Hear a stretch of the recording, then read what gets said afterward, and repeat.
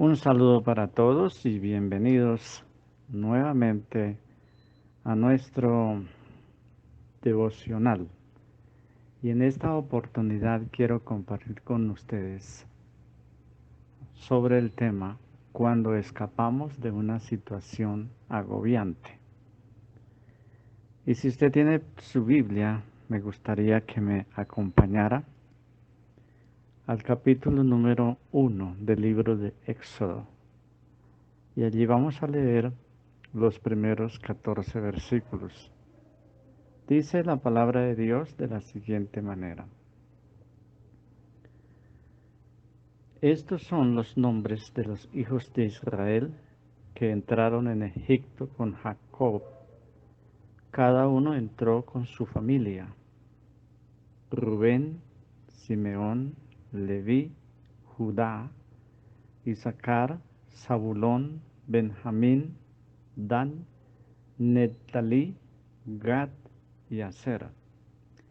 Todas las personas que le nacieron a Jacob fueron 70, y José estaba en Egipto, y murió José y todos sus hermanos y toda aquella generación. Y los hijos de Israel fructificaron y se multiplicaron, y fueron aumentados y fortalecidos en extremo, y se llenó de ellos la tierra de Egipto. Entretanto se levantó sobre Egipto un nuevo rey que no conocía a José y dijo a su pueblo: He aquí que el pueblo de Israel, de los hijos de Israel, es mayor y más fuerte que nosotros. Ahora pues, seamos sabios para con él, para que no se multiplique y acontezca que, viniendo guerra, él también se una a nuestros enemigos y pelee contra nosotros y se vaya de la tierra. Entonces pusieron sobre ellos comisarios de tributos que los molestasen con sus cargas, y edificaron para Faraón las ciudades de almacenaje, Pitón y Rameses. Pero cuando más los oprimían, tanto más se multiplicaban y crecían, de manera que los egipcios temían a los hijos de Israel. Y los egipcios hicieron servir a los hijos de Israel con dureza, y amargaron su vida con dureza, con dura servidumbre, en hacer barro y ladrillo, y en toda labor del campo, y en todo su servicio, el cual los obligaban con rigor. Hasta ahí la palabra del Señor. Como todos sabemos, el pueblo de Israel fue esclavizado en Egipto por un periodo aproximado de 400 años. Pero Dios hizo algo maravilloso.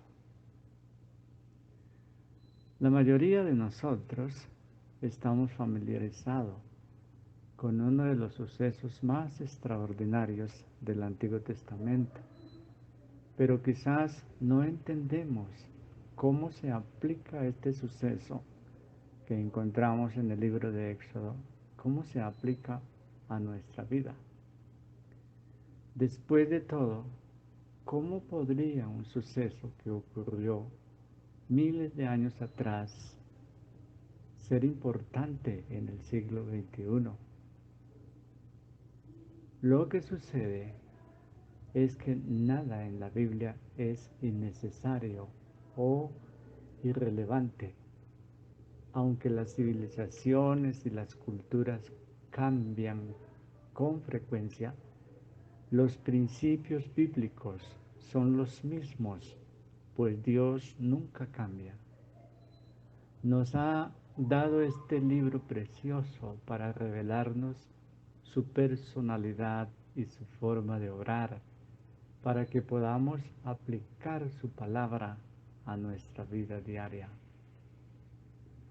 El libro de Génesis relata la historia de José, quien fue vendido por sus celosos hermanos para ser esclavo en Egipto. Después de que Dios le dio la interpretación del sueño de Faraón, José fue promovido para ser gobernador de Egipto. La interpretación de ese sueño y su sabio consejo salvaron a los egipcios de morir de hambre durante un extenso tiempo de sequía, y también proveyó una oportunidad para que toda su familia se reuniese con él en Egipto. Los israelitas se multiplicaron tan rápido durante los 400 años que estuvieron en esa nación, que otro faraón que no conocía a José los esclavizó por temor a que llegaran a ser demasiado poderosos y fueran una amenaza para los egipcios. Dios entonces escogió a un hebreo llamado Moisés para sacar a los israelitas de Egipto. Él creció y fue educado como hijo de la hija de Faraón. Sin embargo, después de matar a un egipcio que le pegaba a otro hebreo, se vio forzado a huir para salvar su vida y pasó los siguientes 40 años en el desierto de Madián, hasta que el Señor le habló por medio de una zarza ardiente. Dios envió a Moisés de vuelta a Egipto para liberar a su pueblo y traerlos a la tierra que les había prometido. Como Faraón tenía un corazón endurecido, el Señor envió 10 plagas a la tierra de Egipto, y finalmente, como resultado de la última plaga, todos los primogénitos de los egipcios murieron, y Faraón accedió a dejar ir a los hebreos. Quiero dejarles 5 principios que aprendemos del gran escape de los israelitas. El primero de ellos es: Dios siempre sabe qué es lo mejor. Escuche, Dios siempre sabe qué es lo mejor. Aunque Faraón había dejado salir de Egipto a los hijos de Israel después de la 10ª plaga, al poco tiempo cambió de opinión, reunió a su ejército y salió a perseguirlos. Con la dirección de Dios, los israelitas habían llegado y, acampando cerca del Mar Rojo, en donde fueron alcanzados por las fuerzas del faraón. Al ver que el ejército egipcio se acercaba, sintieron temor al darse de cuenta de que estaban atrapados y clamaron al Señor. Aunque los israelitas parecían estar en una situación agobiante, el Señor estaba en control y el Señor usaría esa circunstancia para maltratar a los egipcios, que era el único verdugo de los israelitas. Y Dios, a través de estas plagas, demostró a todo el pueblo egipcio que Él era el único y verdadero Dios de Israel. Por tanto, cada vez que enfrentemos tiempos difíciles, también debemos de clamar al Señor y recordar que permite esas situaciones para cumplir su divino propósito, para demostrar su gloria y para enseñarnos que sus caminos siempre son los mejores. En segundo lugar, Dios es fiel en sustentar a su pueblo. Dios es fiel en sustentar a su pueblo. Los israelitas no tenían nada mientras vivieron como esclavos en Egipto, pero sin embargo se fueron con muchas riquezas, pues Dios usó las 10 plagas para forzar a los egipcios a darles lo que les pidieron. Tenían tantas ganas de que se fueran que les dieron oro, plata, joyas y prendas de vestir. En tercer lugar, Dios siempre está presente para guiar a su pueblo. Aunque los israelitas pensaban que estaban atrapados por el ejército egipcio, en realidad Dios, quien los había puesto en esa situación imposible, también los iba a sacar, pues tenía una gran meta en mente que no podían percibir los israelitas. La única manera en la que podían escapar era si el Señor intervenía y los rescataba. El razonamiento humano no se compara con la omnisciencia de Dios, pues solo Él conoce el principio y el fin de todo. Debemos entonces confiar en el Señor y obedecerlo en todo lo que nos mande. El hecho de que no conozcamos todos los detalles no es una excusa válida para dudar y entonces desobedecerle. En cuarto lugar, el mandato más sencillo de Dios puede traer consecuencias sorprendentes y poderosas cuando lo obedecemos. Los israelitas no eran rivales para el ejército egipcio con todos sus carros de guerra. Habían sido esclavos y no contaban con soldados entrenados ni tenían las armas para pelear. Su única esperanza era confiar en el Señor, quien por su gracia los había mantenido con vida durante todos esos años en la tierra de Egipto y los había hecho crecer hasta llegar a ser una gran multitud. Y Moisés dijo al pueblo: no temáis, estad firmes y ved la salvación que Jehová hará hoy con vosotros, porque los egipcios que hoy veis, nunca más para siempre los volveréis a ver. Jehová peleará por vosotros y vosotros estaréis tranquilos. Eso dice en Éxodo capítulo 14, versos 13 y 14. Dios también le dijo a Moisés: di a los hijos de Israel que marchen, y tú alza tu vara y extiende tu mano sobre el mar, y divídelo, y entren los hijos de Israel por en medio del mar en seco. Lo puede encontrar en los versículos 15 y 16 del capítulo 14. Mientras el pueblo avanzaba por la orden de Dios, lo que parecía ser una situación insuperable se convirtió en una liberación milagrosa. La columna de nube se situó en la retaguardia de los israelitas para separarlos de los egipcios, mientras avanzaban sobre el mar seco entre dos paredes de agua. Cuando los egipcios los siguieron, Moisés extendió su mano sobre el mar, y el mar se volvió, las aguas se volvieron a su lugar, ahogando, matando a Faraón y a todo su ejército. Nunca debemos examinar nuestras circunstancias basándonos en nuestras propias facultades, sino más bien en la fidelidad de Dios.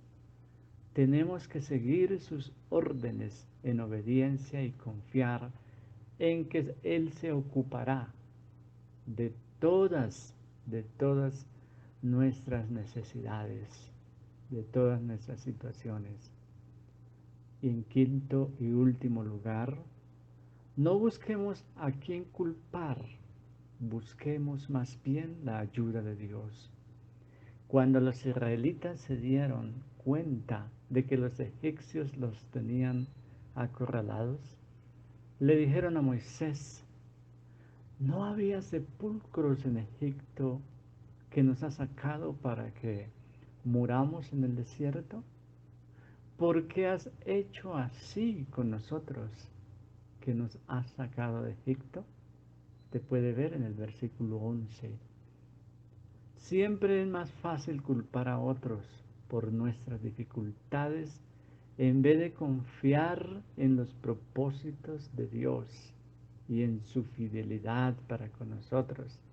Sin embargo, Isaías declara: no temas, porque yo estoy contigo. No desmayes, porque yo soy tu Dios, que te esfuerzo. Siempre te ayudaré. Siempre te sustentaré con la diestra de mi justicia. Eso lo puedes leer en Isaías capítulo 41, el verso 10. Una reflexión para finalizar. ¿Cuál es su primera reacción al enfrentar una situación agobiante? ¿En alguna ocasión ha intentado buscar su propia salida en vez de confiar en el Señor? De ser así, si así has actuado, ¿qué ha sucedido? ¿Cuál de estos 5 principios necesita aplicar para enfrentar su problema, para aprender a confiar en Dios?